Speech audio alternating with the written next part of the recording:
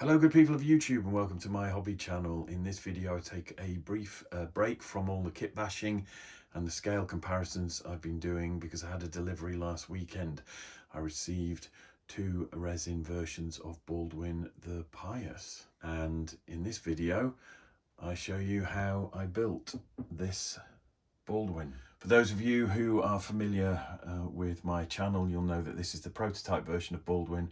This was a one-off that I built that proved to be so popular, with so many people asking where could they get hold of one, that I built him again in pieces so that he could be cast in resin. And Andy at the Battle Forge has done just that. And I have magnetized the heads, built and pinned the body, filled all the gaps with green stuff, and got this Baldwin here with his 7 different heads that he came with, ready to paint. So in this video I do an unboxing and building of the resin Baldwin. Okay, so I've had to clear the decks for this unboxing of Baldwin, and as the title suggests, we're going to need a bigger table. This is the long-awaited resin parts to make up Baldwin. Now I've got a big box here because I've actually got two copies of Baldwin.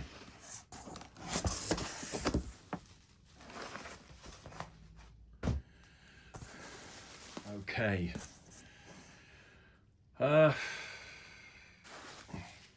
very well packed.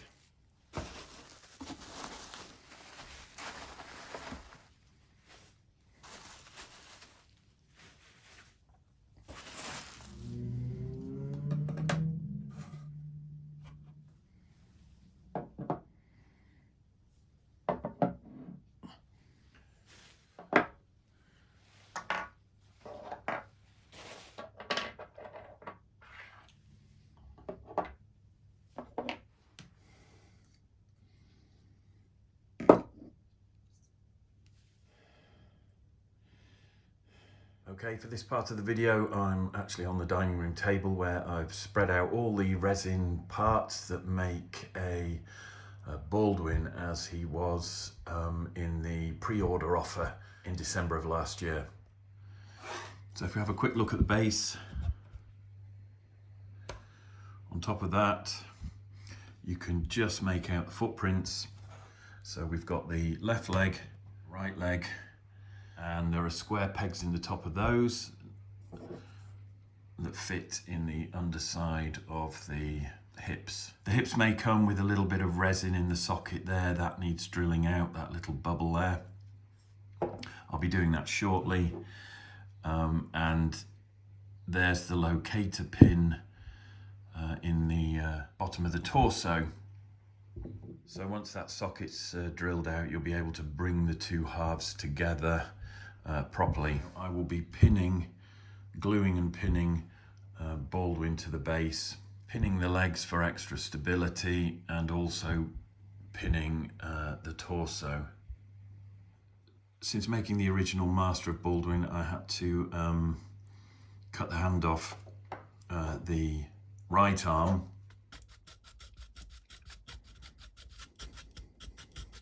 to make the casting easier for Andy. So I did that at his request, and there is a socket and a pin there with a little bridge between that flap of fabric and the pin that will need cleaning out carefully. This is the other hand and weapon arm, which is designed to fit so that it hangs behind Baldwin's body. Then we've got the various bits and pieces that go around his waist and hang from his belt. Then we have all of Baldwin's heads. Baldwin the Pious was basically the first head with a bowl haircut. I also did an Ogre Kingdoms or Chaos version of the same head with a pineapple ponytail. Then by popular demand I did a tribute to the old Marauder giant. So this head is based on the sculpt that was done for Henri Le Grand.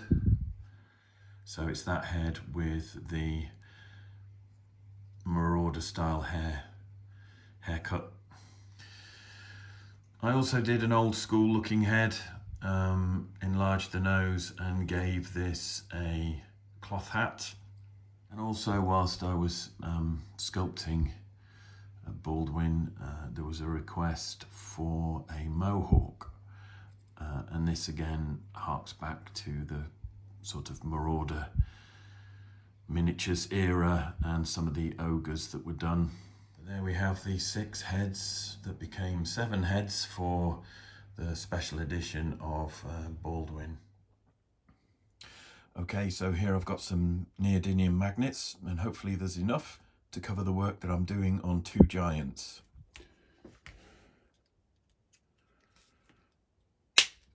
First thing I'm doing is cutting off some lengths of garden wire, which I'll use to pin the feet.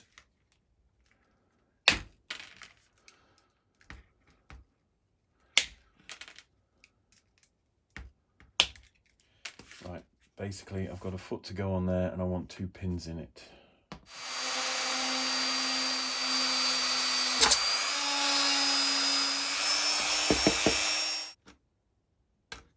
Again, I want 2 pins in that.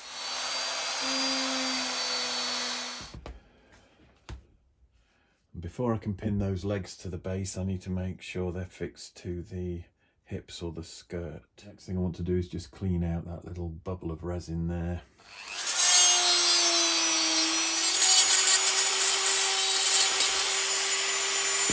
And there's a little something on there that needs to come off. Now hopefully the two will fit together nicely. There we are.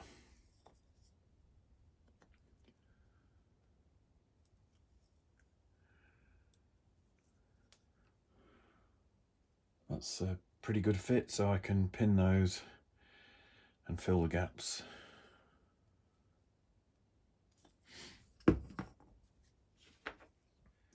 Little bubble of resin.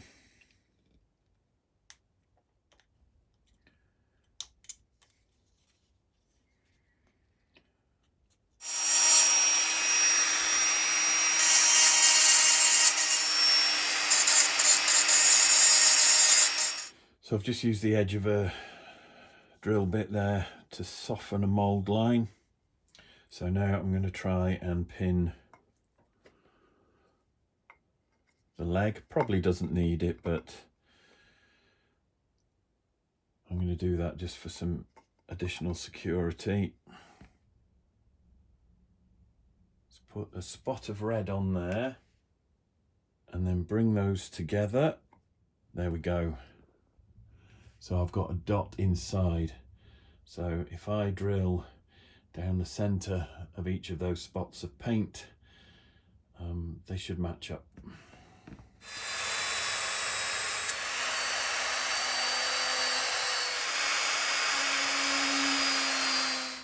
I've done the same for the body, just to stop any twisting once it's glued together.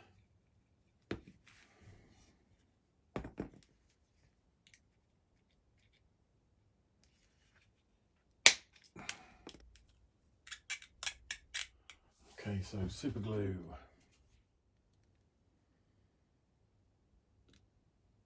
Just put a bit on there.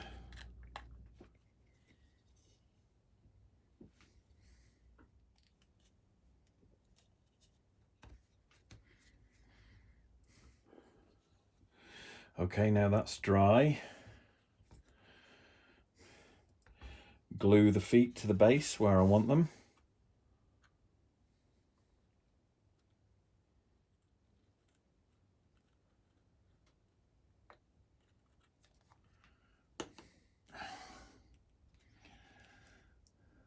Now I'm just going to feed in some putty.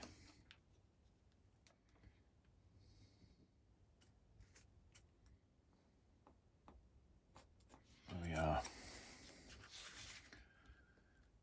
Right. So that just needs to dry now. I've just been doing some filling with putty and I had a bit left over. So while that's wet, I want to get this glued on. Putty on there as well. and then get that seated there. That is the body, the hips, the legs and the base all glued together. Okay, so I've built Baldwin's body, and now I'm just going to use the guide holes on the bottom of the base. I may change my mind about the positioning of some of them now that he's actually on there. And I'm going to drill through, but I won't drill straight through because that just gives you a pin that will slip off or can break off and be pulled out. I'm going to drill in at angles, different angles in different places, to create little pins that will act as barbs or hooks or locks. Super glued all the bits together, filled the gaps with a mix of Miliput and green stuff, mostly Miliput, tiny bit of green stuff, but that's set rock solid now.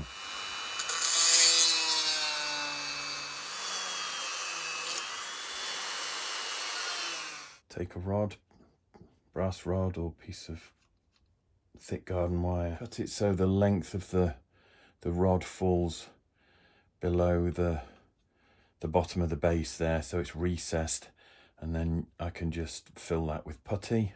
Cut that tiny bit shorter, not too short though. Right, there's a healthy daub of super glue gel. Just start working that in, and then push that pin as far down as it will go.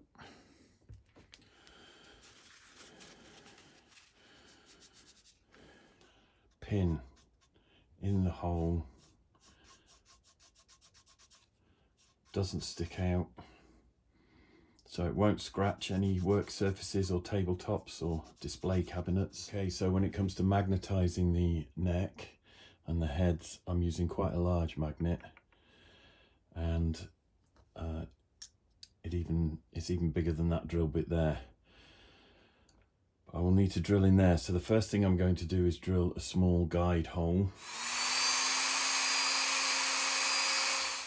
Right, so there we have one hole drilled in the neck.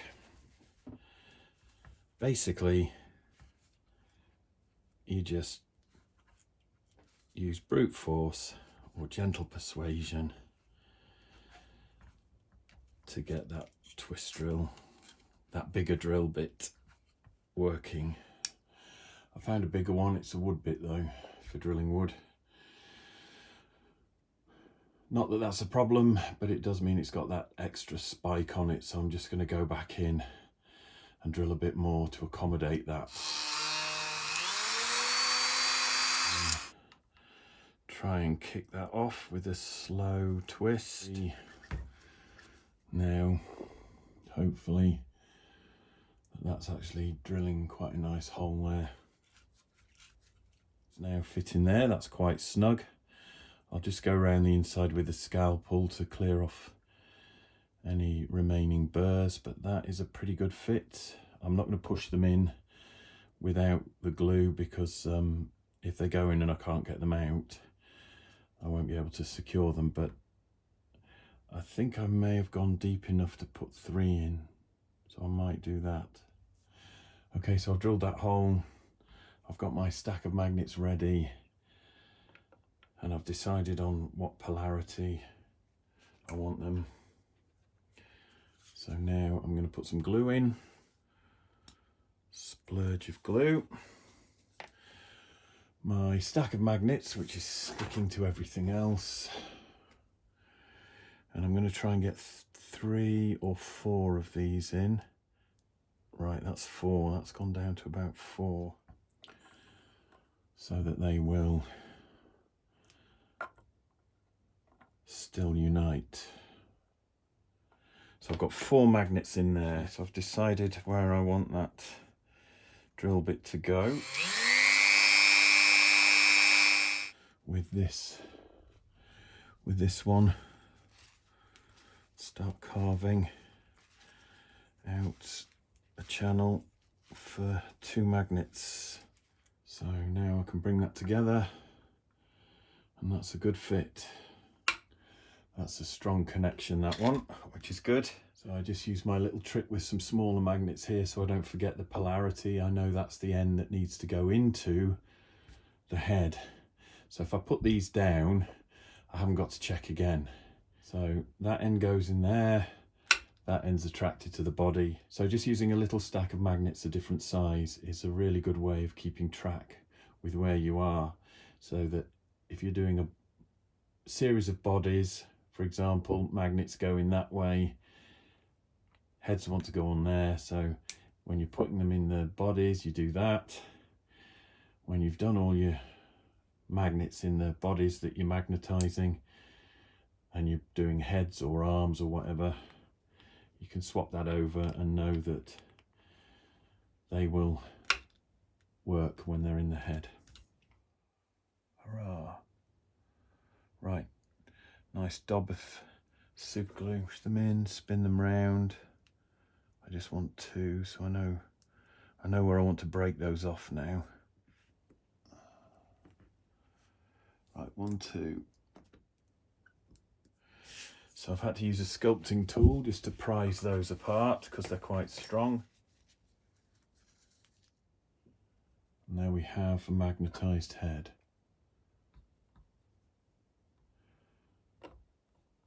Okay, so I've built the main part of the body now. Magnets are in all the heads as well, so I can show you. And then we've got the hairless giant head, the Orc and Goblin or Chaos giant head with the pineapple ponytail. And then we've got my personal tribute to the Marauder giant. There's the, again, Orc and Goblin possibly. Then there's a Mohawk. So I've magnetized that as well. 7 heads. So the next step is to take some putty just to line the insides there and squash those in to a good tight fit. I will drill in through the arm into the body, and I will insert a pin as an extra bit of security, and then hide the scar with a bit of green stuff. I'm just going to put in there, and then I'll wet the arm, so when I bring them together I'm getting an impression, but I'm not actually sticking the parts together, and I just need to push to get them as tight as possible. Cut that off there with a sculpting tool. Just scrape that excess off and repeat until you've got a good fit.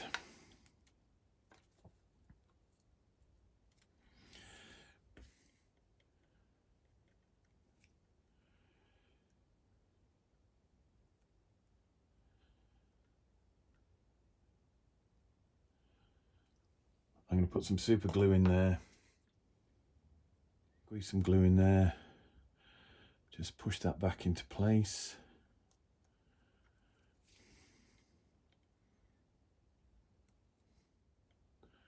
Just put a bit of glue in on that side.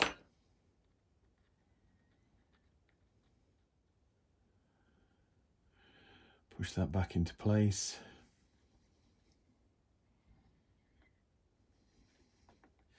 Left time for the arm to dry. So now I'm just going to push these together.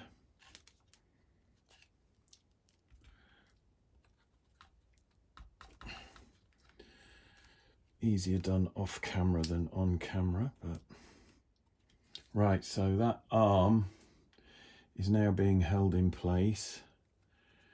I've got some gap filling to do, which I will do when the arm is dry. When I'm happy it's secure, I'm going to drill straight through into the body in 2 different places here, and that will pin the arm, so I can push a rod in to each one and then fill the top with putty to hide where I've gone in and that will be a secure fit then. But I'm going to leave that arm to dry now and repeat the process on the other side.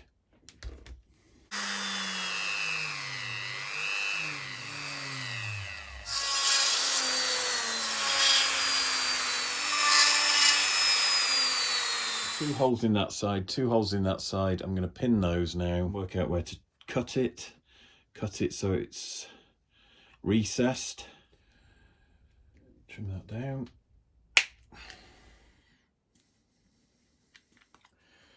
Super glue on there. Hopefully you can see. Just work that in, make sure glue gets spread all over inside. Push that in. There we go, and that's recessed and can now be hidden. And then that goes in there, recessed, including bits sticking to my thumb. Right, work that in there. Next, I'm going to repeat the process with thinner wire and a smaller drill bit, and come back when that's done. I just want to video this and then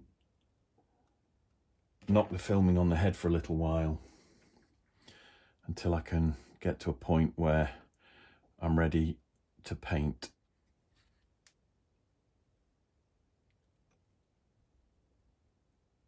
Same there. Right, so I've got a bit of glue on this sculpting tool which is causing things to have a rough finish. Smooth it over. Job done. There we have the pinholes. So I've pinned those arms after they were glued in place, and then I've hidden the entry holes there. So I'll be pinning that.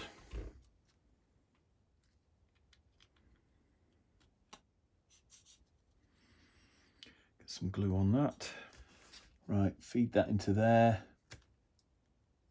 Push it down as far as I can get it, and then try and get it a bit further with a narrow tool there. Ball stylus, just to push it below the surface. Get some glue on all the way, and then use something thin to go a bit further. Okay, so that's everything that needed doing. And I'm just going to quickly wrap up this video because I want to keep it short. But this is my build video for the resin production version of Baldwin, which the Battleforge has been sending out recently. So basically, all the arms, the body, the legs, everything is attached, it's pinned, it's super glued. Joints have been concealed with green stuff. Pins from the outside in have been repaired and concealed with green stuff. Everything is nice and secure, and I decided that I would actually pin and glue the hand as well. I can now clean up the heads, check for mold lines, tiny little bubbles or imperfections. There aren't that many, but I'll just give everything a once over before I prime it. I won't be using rattle cans on this one. I'll be using Vallejo acrylic polyurethane surface primer, but all that will be happening in a future video. And there we have it. That is the complete Baldwin, and that is my how to build video for the giant what I sculpted. For those of you who are interested in a scale comparison, that is an Empire Free Company militia. And you can see he's not even as big as Baldwin's head. Now, I deliberately kept all the detail and the bits and pieces on Baldwin as universal as possible, so that if you want to play him as a Bretonnian giant, which I will be doing in the old world, you can do. But also, if you want to field him as a medieval giant, which I will also be doing, with never mind the bill hooks Fantasia or something, again, you can do. And there are some Perry Agincourt infantry, again, just to offer a scale comparison. And we can see how big the resin Baldwin really is. Hopefully that helps for anyone who's considering adding a bit of fantasy to their historical battles, or for anyone who wants an impressive beastie of a medieval giant on their Warhammer the Old World gaming table. As always, thanks for watching this video, and thanks for sticking it out through to the end. I hope you found it useful. If you have, please smash that like button. If you want to buy Baldwin, you can get hold of him from the 7th of March from the Battleforge website. If you want to leave a comment, please do. Please smash that like button. Please subscribe for more videos like this one. Take care of yourselves, and I'll see you in the next one.